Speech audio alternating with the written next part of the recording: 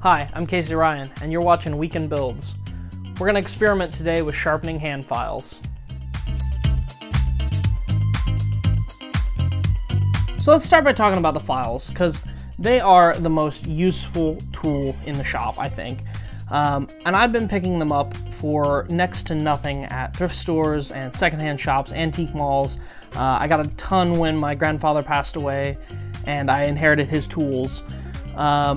But I think these are some of the most useful tools in the shop. They can do literally everything from work on a lathe to, shaping wood. They are fantastic. I don't know how well this comes across on video, but these files are incredibly dull. Most of these are mill cut, smooth files, single cuts, but they are incredibly dull, and I want to see if we can deepen the etching on the teeth to give a little bit more depth so that there's more cutting going on. So our first step in cleaning these is going to be to use a file card and just go through and clean out the files. So once the files have been cleaned and free of any pinning or rust or anything that's in them, the next thing we need to do is pull out the chemistry.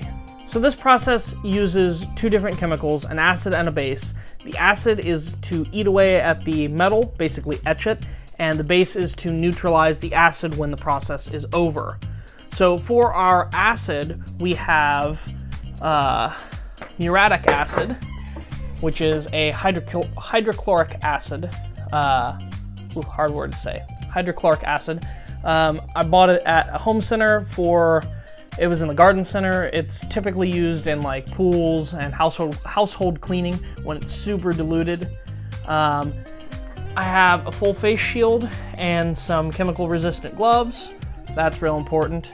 And then next up is our baking soda. That is our base that's going to neutralize the solution.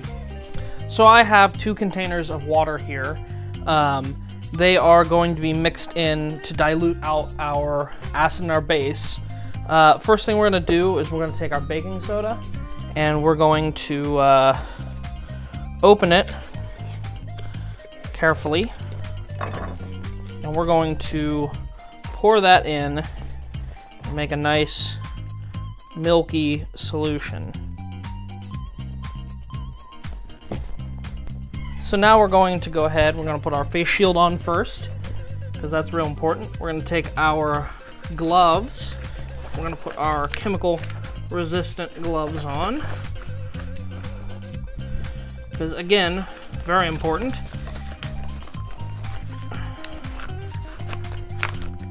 Alright, with all of our safety on, we can go ahead and we can open up our acid. Now, you always want to pour acid into water, not the other way around, because it's very volatile.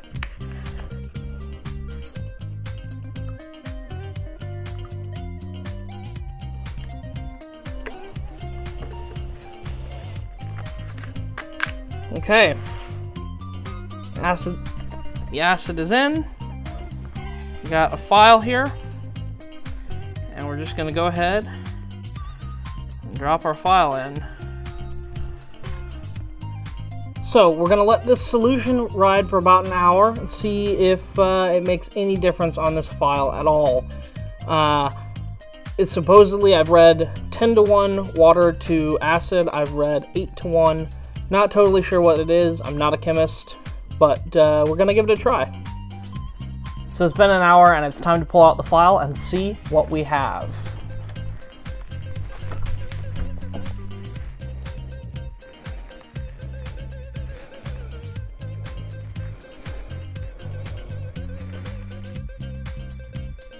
Into the neutralizer.